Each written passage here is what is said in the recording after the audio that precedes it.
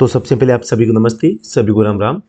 दोस्तों आज का जो सेशन है यूके SSC ड्राइवर एग्जाम 2024 के लिए यहाँ पर हम स्टार्ट करने जा रहे हैं। आप सभी का एक बार फिर से स्वागत करता हूँ।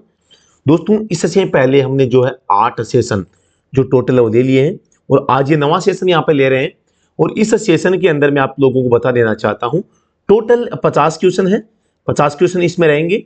तो शुरुआत करते हैं आज के सेशन की। दोस्तों मैं बताना चाहूंगा अगर आप यूके SSC ड्राइवर एग्जाम की तैयारी कर रहे हैं तो आप लोगों के लिए तो आप सभी को पता होगा कि स्टडी एट होम हमारा जो मोबाइल एप्लीकेशन है, इस ऐप के ऊपर आप लोगों के लिए एक बहुत ही बेहतरीन कंटेंट के साथ में जो है ऑनलाइन कोर्स हमने स्टार्ट कर रखा है और ये है क्रैश कोर्स। इस क्रैश कोर्स को हमने 10 घंटे में कंप्लीट किया है, यानी कि आपका जो सिलेबस है इस सिलेबस को हमने 10 घंटे में आप लोगों के लिए काफी अच्छी तरीके से प्रिपेयर किया है, जिसमें आपको वीडियो प्लस पीडीएफ दोनों चीजें आपको मिल जाएगी। तो ये आप ज्वाइन कर सकते हैं। करना कहां से है, ये जो दिया गया लिंक है, ये वीडियो की डिस्क्रिप्शन में लिंक दिया गया है, उस लिंक का प्रयोग करके ऐप को डाउनलोड करो। डाउनलोड करके उसके अंदर आपको ये क्रैश कोर्स मिल जाएगा। इसके अलावा आप हमें व्हाट्सएप पे मैसेज करके भी दोस्तों ये जो लिंक है आप प्राप्त कर सकते हैं। कोई भी क्वेरी हो, नंबर आपको दिखाई दे रहे होंगे, ये नंबर पे आप संपर्क कर सकते हैं। ठीक है। इसके अलावा बताना चाहूंगा इस पेपर में जो 50 क्वेश्चन आएंगे, अब आप लोगों के पास में टाइम जितना बचा है उस टाइम का सदुपयोग करते हुए बेस्ट आप रणनीति बनाइए। 50 क्वेश्चन में से आपको पता है 3 क्वेश्चन जो है वो जनरल साइंस के टॉपिक से आएंगे, उनको मत भूलना, उनको अच्छी तरीके से प्रिपेयर करना है ताकि आपकी जो तैयारी है वो अच्छी हो जाए। इसके अलावा जो साथी पहले से जो पढ़ाई कर रहे हैं उन लोगों को मैं बताना चाहूंगा आपके कोर्स के अंदर ये क्रैश कोर्स और एक फास्ट रिवीजन नाम से 2 फोल्डर हैं। इन दोनों फोल्डर को कंप्लीट आपको पढ़ के ही जाना है, अन्यथा आप थोड़े से कुछ चीजें छूट जाएगी। ये 2 फोल्डर आपको डेफिनेटली कंप्लीट आपको समय रहते करने ही करने हैं। हम जो है आज का सेशन शुरुआत कर रहे हैं। किसी भी प्रकार से आपको कोई भी अगर नोट्स चाहिए तो आप बिल्कुल संपर्क कर सकते हैं। आप सभी को पता होगा कि हमारे पास में एक बेस्ट 1000 प्लस PYQs जो पिछली भर्तियों में पर्सन आए हैं उनको लेकर हमारी एक ई बुक चल रही है और एक टेस्ट सीरीज भी हमारी चल रही है।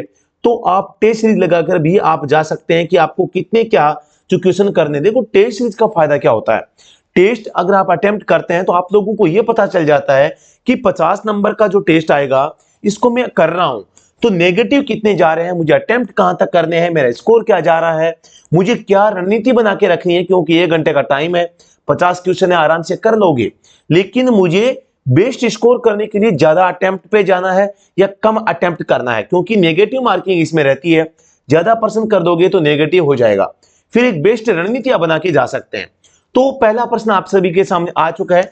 हालांकि मैंने 2-3 मिनट के शुरुआती जो सेशन में यहां पर आपका जो केवल और केवल जो टाइम है वो बातें करने में लगा दिया है, तो इसके लिए मैं माफी चाहूंगा। एग्जाम का टाइम है और ये बहुत ही कीमती समय है आप लोगों के लिए। प्रश्न संख्या 1 आ गया है, आपको ओवरटेक नहीं करना चाहिए। ओवरटेक नहीं करना चाहिए, नहीं को गोला मार दो पहले तो।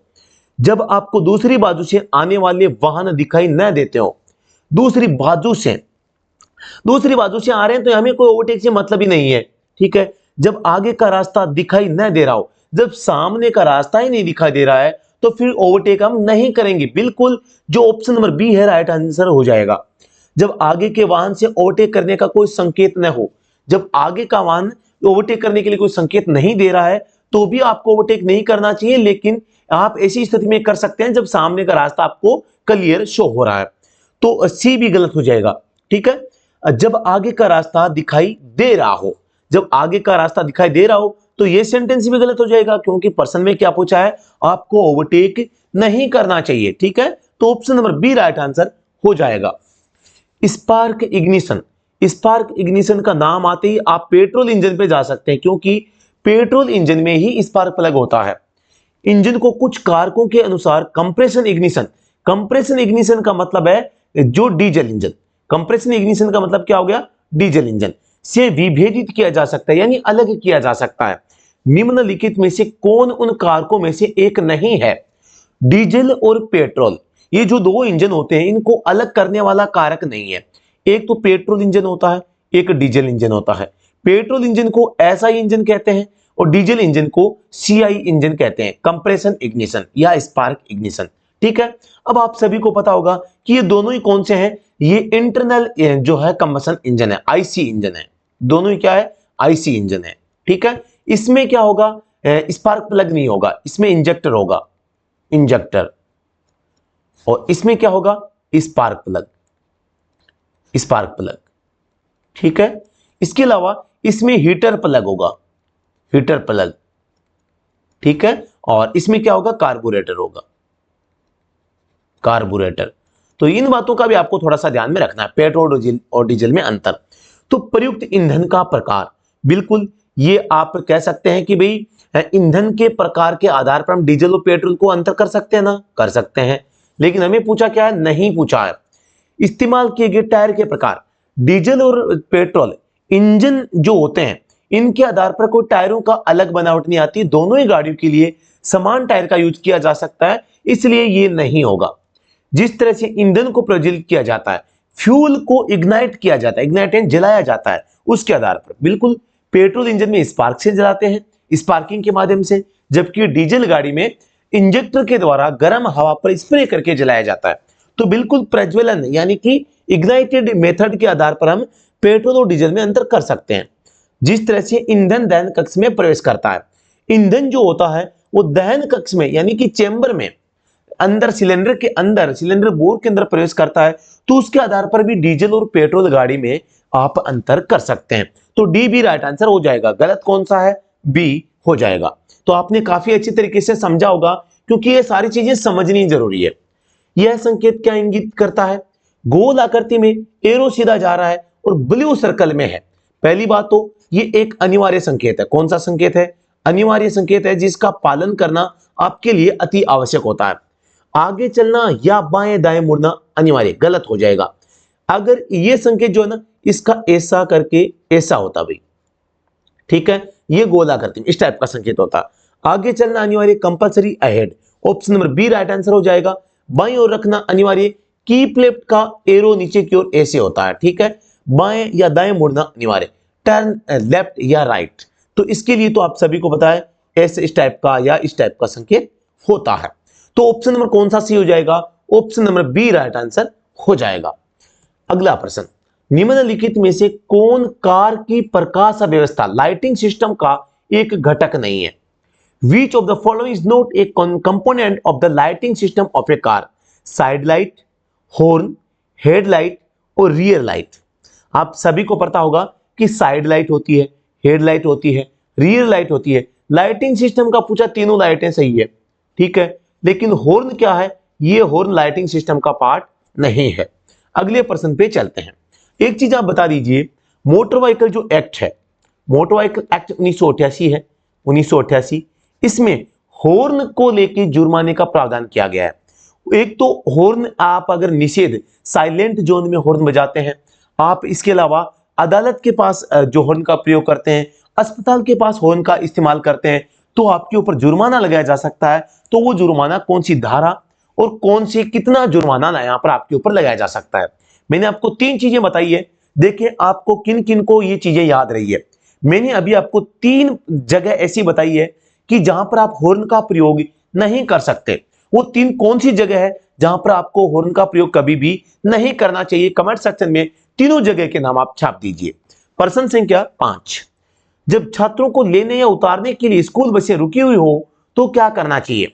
दोस्तों यहां पर प्रश्न में दिए गए ऑप्शंस को आधार मानते हुए आपको राइट आंसर देना है, क्योंकि कभी कभी क्या होता है, ऑप्शन चेंज होके आ जाते हैं। तो छात्रों को लेने या उतारने के लिए यहां पर बस रुकी हुई है, तो आप अगर पीछे से आ रहे हैं तो आपको क्या करना चाहिए, आपका क्या दायित्व है, धीरे धीरे और सावधानी पूर्वक आगे बढ़ना चाहिए, क्योंकि छात्र अचानक सड़क से पार जा सकते हैं।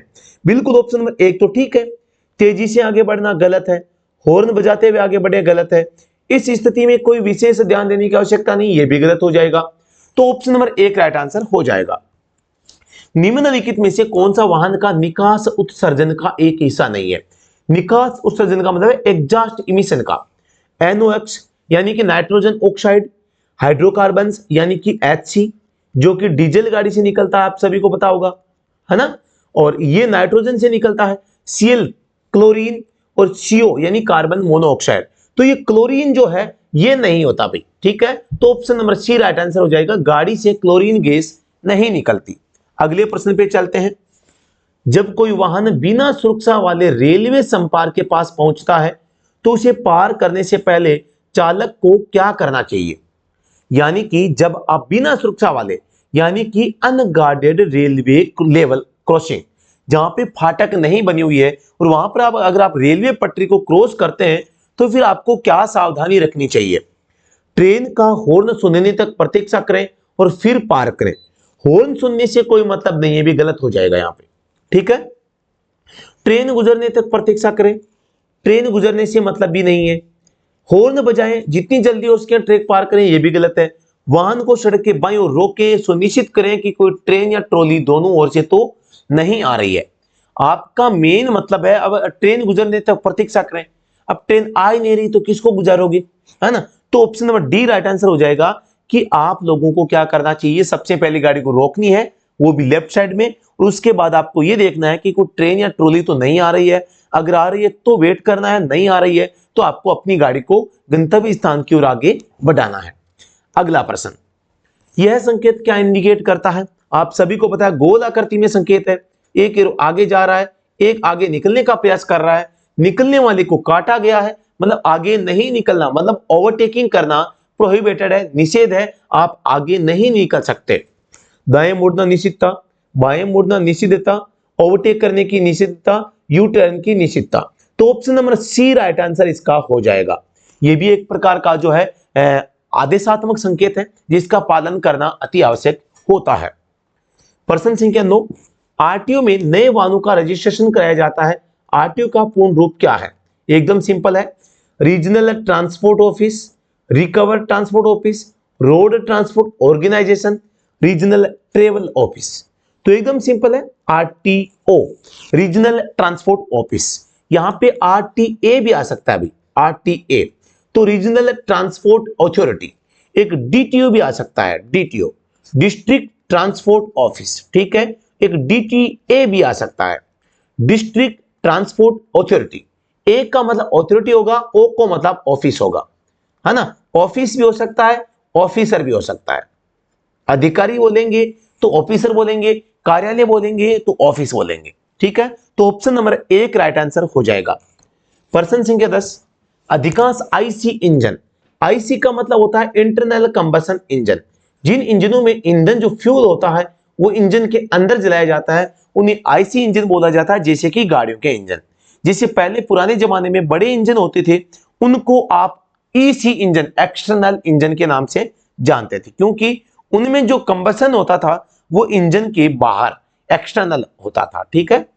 तो अधिकांश आईसी इंजनों में खालिस्तान का उपयोग किया जाता है, चाहे उनका उपयोग ऑटोमोबाइल में किया जाता हो या अन्यत्र किया जाता हो। तरल शीतलन, ठोस शीतलता, कोई ठंडक नहीं, गैसीय शीतलन। आप सभी को पता होगा गाड़ियों के अंदर रेडिएटर सिस्टम होता है और इसे ठंडा करने के लिए गाड़ी में रेडिएटर का इस्तेमाल किया जाता है। और ये रेडिएटर होता है, इसमें जो लिक्विड होता है उसकी बात हो रही है, तो इसमें लिक्विड कूलिंग जो है पदार्थ इसके अंदर डाला जाता है, जिसे हम कूलेंट के नाम से जानते हैं। क्या नाम से जानते हैं? कूलेंट के नाम से। ऑप्शन नंबर 1 राइट आंसर हो जाएगा। निम्नलिखित में से किस परिस्थिति में हॉर्न का उपयोग प्रतिबंधित है? अभी मैंने आपको बताया था, 3 जगह बताई थी कि 3 जगहों पर आपको हॉर्न का प्रयोग कभी भी नहीं करना चाहिए। अस्पताल के पास, न्यायालय के पास, राजमार्गों के पास, धार्मिक प्रतिष्ठानों के पास, पुलिस स्टेशन के पास। तो मैंने दोनों जगह के नाम बताए थे कि आप अस्पताल और न्यायालय और साइलेंट जोन, इन तीनों जगहों पर और किसी भी स्कूल के 300 मीटर के एरिया के अंदर आप हॉर्न का इस्तेमाल नहीं कर सकते। ऑप्शन नंबर 1 राइट आंसर हो जाएगा। और मैंने आपको यह भी पूछा था किस धारा के तहत अपराध है, तो धारा 194F के तहत साइलेंट जोन में अस्पताल के पास, न्यायालय के पास हॉर्न का इस्तेमाल करते हैं तो आप अपराधी हैं और धारा 194 का उल्लंघन करते हैं और जुर्माना राशि 1000 रुपए इसमें रखी गई है। अगला प्रश्न, 4 पहिया वाहन में चालक और यात्री की सुरक्षा के लिए खालिस्तान वाहन के अंदर लगाया जाता है। 4 पहिया वाहन के अंदर क्या लगाया जाता है यात्रियों की सुरक्षा के लिए? हेलमेट गलत, एयरबैग ठीक है, फेस शील्ड ये भी गलत है, और हाथ के दस्ताने ये भी गलत है। तो सही हो जाएगा एयरबैग। 4 व्हील ड्राइव जो गाड़ियां होती है, 4 व्हील गाड़ियां होती है, इनके अंदर एयरबैग लगा रहता है ताकि किसी भी एक्सीडेंटल केस से यात्रियों की सुरक्षा की जा सके। Option number B right answer हो जाएगा। यहां पर जो एयरबैग होते हैं इनके ऊपर नाम होता है SRS।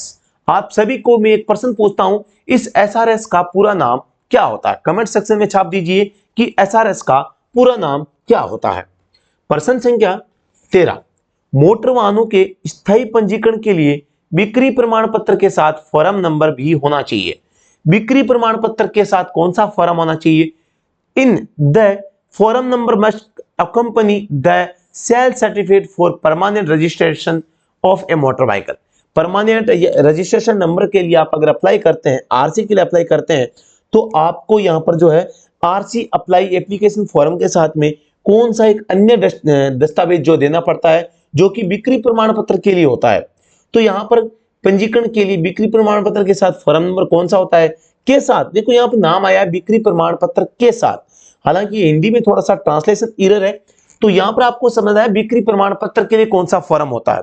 तो बिक्री के लिए फॉर्म संख्या 21 होता है। 22 नंबर में रोड वॉर्थिनेस सर्टिफिकेट होता है कि कोई भी जो गाड़ी है वो रोड पर चलने के योग्य है। ठीक है, तो इस प्रकार से 20 में आरसी अप्लाई की जाती है, आरसी को अप्लाई करने के लिए। तो ऑप्शन राइट आंसर कौन सा हो जाएगा? ऑप्शन नंबर बी, बिक्री का प्रमाण पत्र जो होता है फॉर्म नंबर 21 में होता है। सर्विस करते समय मिस्त्री कूलिंग सिस्टम को चेक करता है और खालिस्तान द्वारा टॉप अप करता है। सर्विसिंग करते समय मिस्त्री कूलिंग सिस्टम को चेक करता है और खालिस्तान द्वारा टॉप अप करता है। सामान्य पानी, अमल, ऑयल, कूलेंट। आप सभी को पता होगा कि जब कूलिंग सिस्टम को चेक किया जाता है उसमें अगर लेवल कम है तो उसके अंदर कूलेंट डाला जाता है। ठीक है, तो यहाँ पे जो है राइट आंसर हो जाएगा कूलेंट। हालांकि कूलेंट नहीं होता तो सामान्य पानी का भी प्रयोग आप कर सकते हैं। प्रश्न संख्या 15, चमकती हुई पीली flashing yellow light signal light क्या इंडिकेशन करती है? आप सभी को पता है, एक तो रेड, एक रेड कंटिन्यू, एक येलो कंटिन्यू। ये तीन लाइटें ऐसी है जिनमें आपको स्टॉप करना पड़ता है गाड़ी को। लेकिन चौथी है येलो फ्लैशिंग, येलो फ्लैश। तो येलो फ्लैश के समय आपको गाड़ी को रोकने की आवश्यकता नहीं है, केवल धीमा करना है और सुरक्षित हो तो आपको आगे बढ़ना है। तो वाहन की गति तेज करें, बाईं ओर मुड़े, वर्तमान गति बनाए रखें, तीनों गलत हो जाएंगे। वाहन की गति धीमी करें, सुरक्षित रूप से आगे बढ़ते रहें। Option number D right answer हो जाएगा। प्रश्न संख्या 16, भारतीय यातायात नियम के अनुसार चालक के लिए सामान्यतः पालन किए जाने वाला सही मार्ग क्या है? दोनों ओर, बायां, दायां, बीच में। According to Indian traffic rules what is the correct route generally followed by a driver? एक ड्राइवर को मुख्य रूप से किस तरह के या किस मतलब किस साइड के जो रोड होती है उसके ऊपर उसको एक नियम मानते हुए उसके ऊपर गाड़ी को चलाना चाहिए, ड्राइव कराना चाहिए। तो वो आप सभी को पता है कि इंडिया में लेफ्ट हैंड रूल है, वो लेफ्ट साइड का चलने का नियम यहाँ पर रखा गया है। तो ऑप्शन बी राइट आंसर हो जाएगा। ठीक है, अगले प्रश्न पे चलने से पहले मैं बताऊं, अगर किसी भी रोड पर फुटपाथ नहीं बना हुआ है ना, पैदल चलने के लिए जगह नहीं है, तो आपको लेफ्ट में नहीं राइट साइड में यानी कि उल्टी दिशा में आपको चलना होता है। ठीक है, यह भी प्रश्न आ सकता है, बिना फुटपाथ के, बिना पैदल पारपथ के, बिना पगडंडी के, है ना। तो ऐसे प्रश्न आए तो आपको उल्टा यानी कि राइट साइड में आपको आदमी को चलाना होता है। प्रश्न संख्या 17, दोस्तों मैं बताना चाहूंगा, मेरा आपको पढ़ाते पढ़ाते मेरा जो गला है वो बैठ गया है, मैं माफी चाहूंगा क्योंकि गले में काफी खराश भी है और मैं प्रॉपर तरीके से बोल भी नहीं पा रहा हूं। और इसीलिए मैं आप लोगों से ये क्षमा प्रार्थी हूं कि एग्जाम के इस अहम समय में जब मुझे काफी अच्छे जो सेशंस है आप लोगों के लेने हैं लेकिन मैं नहीं ले पाया, इसके लिए माफी चाहूंगा। लेकिन थोड़ा सा ध्यान से इन क्वेश्चंस को आप देखते रहिए। प्रश्न संख्या 17, क्लच प्रणाली एक पुर्जा होता है। किसका पुर्जा होता है? क्लच किसका एक पार्ट होता है? इमिशन का, ट्रांसमिशन का, लुब्रिकेशन का, कूलिंग का। कूलिंग गलत, लुब्रिकेशन गलत, इमिशन गलत, ट्रांसमिशन राइट आंसर हो जाएगा संचारण। देखो हिंदी का नाम कितना हार्ड है, हम कहते हैं हिंदी सरल होती है, किसने कह दिया सरल होती है? हार्ड होती है हिंदी तो, है ना। संचारण, इससे ज्यादा तो ट्रांसमिशन समझ में आया है। आप सभी को पता होगा इंजन होता है गाड़ी में, इंजन होता है और इधर गियर बॉक्स होता है, गियर बॉक्स होता है। तो गियर बॉक्स जो होता है ये ट्रांसमिशन सिस्टम कहलाता है। ट्रांसमिशन सिस्टम किसे कहते हैं? इंजन को, सॉरी गियर बॉक्स को। तो इंजन और गियर बॉक्स के बीच में क्या होता है? क्लच होती है। और इसीलिए क्लच जो होती है एक प्रकार का ट्रांसमिशन सिस्टम का पार्ट है, हम इसे मानते हैं, क्योंकि ये क्या करती है, इंजन की पावर को गियरबॉक्स तक ले जाने में मदद करती है। ऑप्शन बी राइट आंसर हो जाएगा। प्रश्न संख्या 18, आप सीधे सड़क पर जा रहे हैं, आप आगे एक दायां मोड़ देखते हैं और उस दाएं मोड़ पर मुड़ना चाहते हैं, आपको निम्न में से क्या करना चाहिए। अब देखो, दाएं मोड़ का मतलब आप राइट साइड में मुड़ना चाह रहे हैं। राइट में जब भी मुड़ेंगे तो पूरा सावधानी आपको रखनी पड़ेगी, और ट्रैफिक लाइट वाला चौराहा है तो आपको उचित ट्रैफिक सिग्नल के आने की प्रतीक्षा करनी पड़ेगी। धीमी गति से अत्यधिक बाईं ओर ले जाएं और गति को तीव्र गति से दाएं मोड़ने की ओर बढ़ाएं। तीव्र काम तो करना ही नहीं है, पहली बात तो जहां तीव्र शब्द आ जाए वो ड्राइवर के लिए अभिशाप बना हुआ भी। गति बढ़ाएं, गति बढ़ाना भी गलत हो जाएगा। दाईं ओर मुड़ने का संकेत दिखाएं, सड़क के दाईं ओर और दाईं ओर से मुड़ें, यानी कि so right hand sign, stay on the right side of the road and turn right. आपको राइट साइड में ही आपको चलना है और राइट साइड में जाते सिग्नल देते हुए आपको राइट साइड में आपको मुड़ जाना है। तो option number C right answer हो जाएगा। बायां ओर मुड़ने का संकेत दिखाएं, जब आपको राइट में मुड़ना है तो लेफ्ट का क्यों देंगे, गलत हो जाएगा। प्रश्न संख्या 19, दहन कक्ष यानी कंबसन चैम्बर में ईंधन के तत्काल दहन से सिलेंडर में अचानक दाब बढ़ता है और शॉक पिस्टन गजन पिन और खालिस्तान के माध्यम से बियरिंग तक जाता है। बाद में इस शॉक को मुख्य बियरिंग में मौजूद तेल के लेयर द्वारा अवशोषित कर लिया जाता है। यानी कि यह पूछा रहा है कि दहन कक्ष के अंदर ईंधन के तत्काल दहन से ईंधन तुरंत जल जाता है, तो सिलेंडर में अचानक दाब है वो क्या होता है, बढ़ता है, और उस दाब के प्रेशर से ही क्या है, गाड़ी को मूवमेंट मिलता है। तो शॉक पिस्टन गजन पिन इनके साथ में वो एक कौन सा पार्ट छूट गया, खालिस्तान पे कौन सा पार्ट आएगा वो आप लोगों को बताना है। तो संयोजी छड़ आप सभी को पता है कि पिस्टन होगा, पी हो गया, गजन पिन हो गई पिस्टन के साथ में जोड़ने वाली, तो फिर इसको जोड़ेगा किसे, इस कनेक्टिंग रोड से ही जोड़ेगा। ऑप्शन सी राइट आंसर, ए राइट आंसर हो जाएगा संयोजी छड़। फ्लाई व्हील, क्रैंकशाफ्ट, कैमशाफ्ट, तो ऑप्शन नंबर 1 राइट आंसर हो जाएगा, क्योंकि पिस्टन से आई होल के माध्यम से डायरेक्टली जो पिन है वो जुड़ी रहती है, ठीक है, कनेक्टिंग रोड या कनेक्टिंग पिन, ठीक है, गजन पिन। प्रश्न संख्या 20, एक इंटरनल कंबशन इंजन, यानी कि इंटरनल का मतलब है गाड़ी या ऑटोमोबाइल्स इंजन की बात हो रही है, ठीक है, में बॉडी का मुख्य भाग होता है। In an internal combustion engine the main part of the body का मेन पार्ट क्या है, cylinder, piston, cylinder head, connecting road. आप सभी को पता होगा जो एक इंटरनल कंबशन इंजन होता है इसकी बॉडी का मुख्य जो भाग होता है वो होता है सिलेंडर। सिलेंडर अगर घिस जाता है तो पूरा का पूरा इंजन ही ऐसा समझो चेंज हो जाता है, तो आपको सिलेंडर का बचाव करना चाहिए। इसके लिए सिलेंडर लाइनर लगाए जाते हैं और गाड़ी को जो है पीछे अगर काफी लंबे समय से गाड़ी चल रही है तो इसमें समय समय पर आपको इंजन ऑयल को बदलना चाहिए, सर्विसिंग करवानी चाहिए, क्योंकि अगर ये काम नहीं करवाते हैं तो फिर दिक्कत आएगी, सिलेंडर है वो घिस जाएगा और काफी खर्चा आ जाएगा। इसलिए कहते हैं कि सिलेंडर जो है वो इंटरनल कंबशन इंजन में इंजन की बॉडी का जो मेन पार्ट है वो होता है। तो यहां पर हम अगले प्रश्न पे चलते हैं। प्रश्न संख्या 21 आपके सामने है। प्रथम पंजीकरण की तिथि से खालिस्तान की अवधि की समाप्ति के बाद प्रत्येक मोटर वाहन को एक वैध पीयूसी प्रमाण पत्र रखना आवश्यक होगा।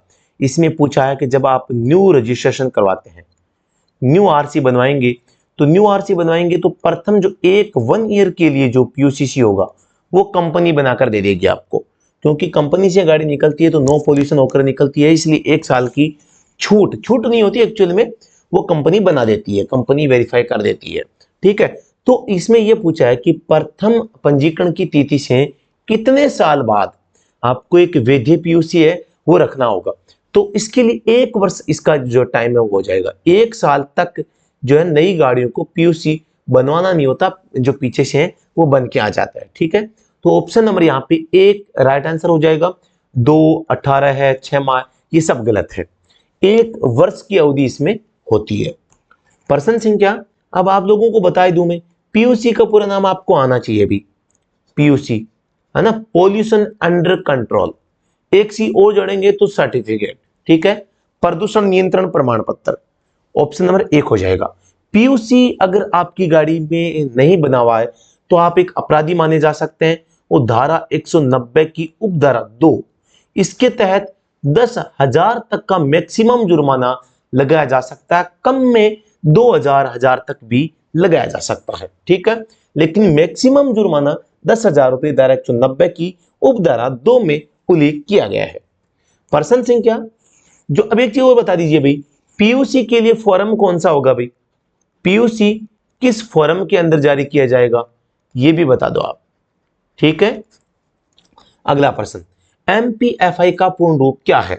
एमपीएफआई मल्टी पॉइंट फ्यूल इंजेक्शन। ठीक है, तो आपको यहां पर ध्यान देना है कि एक तो जहां पे आई दिखे ना, आई, इसका मतलब इग्निशन न होके इंजेक्शन होगा, इंजेक्शन। ठीक है ना, तो इग्निशन दोनों गलत हो जाएंगे। Multi point fuel injection system, multi port किस में होता है? 2 स्ट्रोक इंजन में, और वाल किस में होते हैं? 4 स्ट्रोक में। आपको मैंने पहले भी बताया होगा। तो इस एमपीएफआई का पूरा नाम होगा मल्टी पॉइंट फ्यूल इंजेक्टर या इंजेक्शन, इंजेक्टर नहीं इंजेक्शन। तो ऑप्शन नंबर 1 राइट आंसर हो जाएगा। और ये जो एमपीएफआई की जो प्रणाली है वो दोस्तों यहां पर पेट्रोल नहीं सॉरी डीजल गाड़ी के लिए ये मतलब कि ये प्रणाली काम में ज्यादा आती है। प्रश्न संख्या 23, इंजन के केस में बेहतर इंजन प्रदर्शन के लिए common rail direct injection system यानी सीआरडीआई का उपयोग किया जाता है, पेट्रोल और डीजल दोनों में, डीजल में, सीएनजी में, पेट्रोल में। तो यहां पर आप सभी को पता होगा, जैसा कि नाम से पता चल रहा है, कॉमन रेल डायरेक्ट इंजेक्शन, जहां पे नाम इंजेक्शन दिख जाए ना, इंजेक्टर या इंजेक्शन, तो सीधी सी बात है, बात हो रही है डीजल गाड़ी की। कौन सी की? डीजल गाड़ी या डीजल इंजन की। तो option number B right answer हो जाएगा। अगला प्रश्न, भारत में सड़क मार्किंग के संदर्भ में निम्नलिखित में से कौन सा सही है? सड़क के बारे में सही पूछा गया है, कौन सा सही है? मध्य रेखाएं 2 लेन वाली सड़कों के लिए इस्तेमाल की जाती है। मध्य रेखाएं जो होती है वो 2 लेन, केवल 2 लेन के लिए नहीं, जो मार्ग को डिस्ट्रीब्यूट करने के लिए भी की जाती है। तो ये मतलब कि सेंटेंस गलत हो जाएगा। सफेद या पीला काले रंग के साथ किनारों और वस्तु को चिन्हित करने के लिए उपयोग किया जाता है। इसमें पूछा है which of the following is correct with reference to the road marking. ठीक है, तो सफेद या पीला काले रंग के साथ, सफेद या पीला है ना, तो सफेद होगा या पीला होगा, काले रंग के साथ किनारों और वस्तु को चिन्हित करने के लिए किया जाता है। एक के सिरे से देखें तो बी राइट आंसर यहां पे हो रहा है ना। तो मोस्टली जो ये होती है ना, किनारे और वस्तु को चिन्हित करने के लिए येलो प्लस ब्लैक ही इस्तेमाल किया जाता है।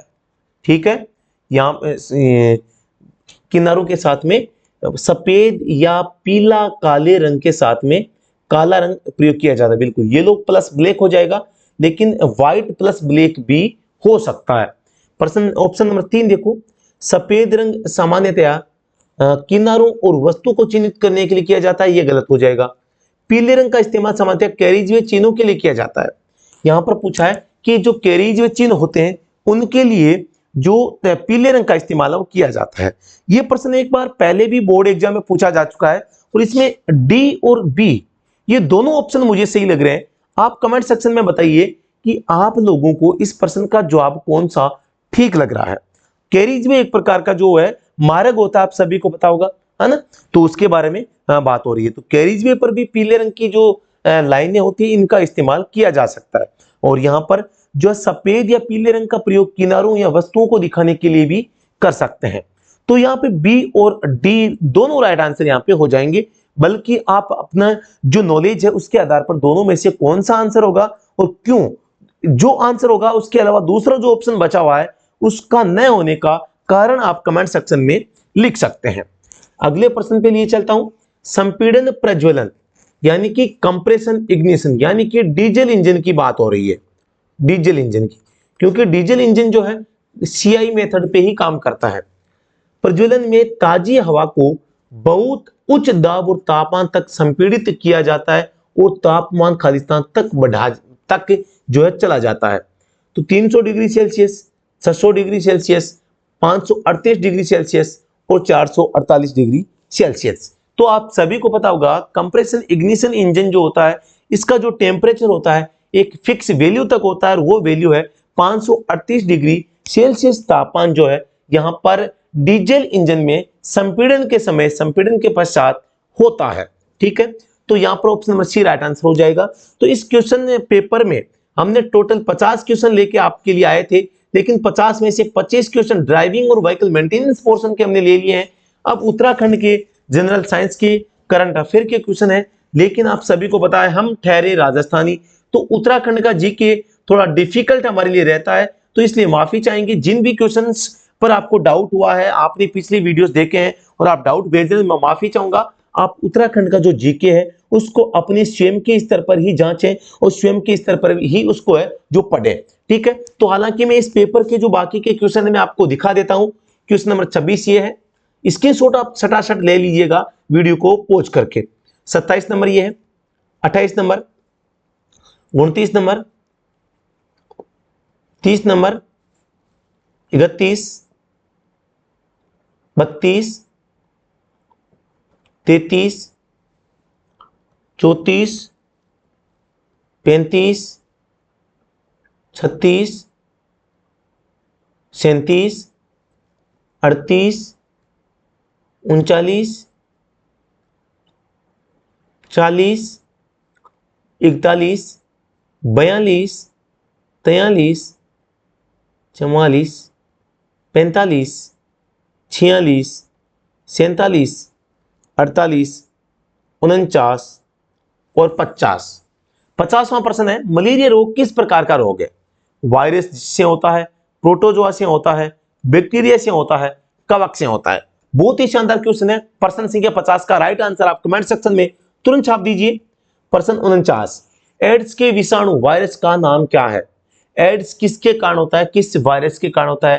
तो HIV, पोलियो, वेरियोला, रैबिडो। आप सभी को पता है HIV के कारण एड्स होता है। एक प्रश्न है, निकोटीन, टार, ओसर कार्बन मोनोऑक्साइड, ये सभी इनमें से किस में मापा जाता है, सॉरी किस में पाया जाता है? ठीक है, तो निकोटीन जो होता है ना, एक प्रकार का तंबाकू का पदार्थ है, तो ये तंबाकू के अंदर पाया जाता है। इसीलिए लिखा जाता है कि धूम्रपान निषेध है, तुम तंबाकू का सेवन करना जानलेवा हो सकता है। तो यहां पर राइट आंसर हो जाएगा शराब, कोल्ड ड्रिंक्स, सिगरेट, चाय। तो इसमें पूछा है किसमें जो है अधिक किसमें पाया जाता है, ये आपको बताना है। तो सबसे अधिक जो है ये शराब, कोल्ड ड्रिंक, सिगरेट, चाय में से सिगरेट के अंदर निकोटीन जो होता है वो सबसे ज्यादा यहाँ पर पाया जाता है। इसके अलावा बाकी के जो क्वेश्चन है वो जनरल नॉलेज के हैं, भारत की जीके की भी एक आध क्वेश्चन है, और आप लोग अच्छी तैयारी करके जाएं। दोस्तों मैं बताना चाहूंगा, इस एग्जाम की अगर आप तैयारी कर रहे हैं तो हमने क्रैश कोर्स स्टार्ट कर दिया है, और ये क्रैश कोर्स जो है दोस्तों 10 घंटे में पूरा कोर्स आपका रिवीजन होगा। तो बिल्कुल आप इसको ज्वाइन कर सकते हैं, इसकी PDF भी आपको साथ में मिलेगी। तो आप सभी को बेस्ट ऑफ लक। इस क्रैश कोर्स को ज्वाइन करने के लिए आप हमारा जो मोबाइल एप्लीकेशन है स्टडी होम, इसको डाउनलोड करें, उसके अंदर जाके ज्वाइन कर सकते हैं।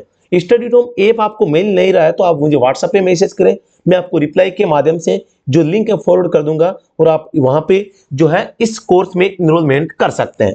तो अभी के लिए इतना ही दोस्तों, फिर से मिलते हैं नेक्स्ट वीडियो में, तब तक के लिए धन्यवाद, thank you so much, Vande Mataram. दोस्तों मैं बताना चाहूंगा, आप हमारा जो व्हाट्सएप ग्रुप है इसमें जुड़ना मत भूलिएगा। व्हाट्सएप ग्रुप पर तरह तरह की समय समय पर बहुत अच्छी जो न्यूज है आप लोगों के लिए आती है, तो बिल्कुल आप हमारा जो व्हाट्सएप ग्रुप है उसको जरूर ज्वाइन कर लेना। Thank you so much.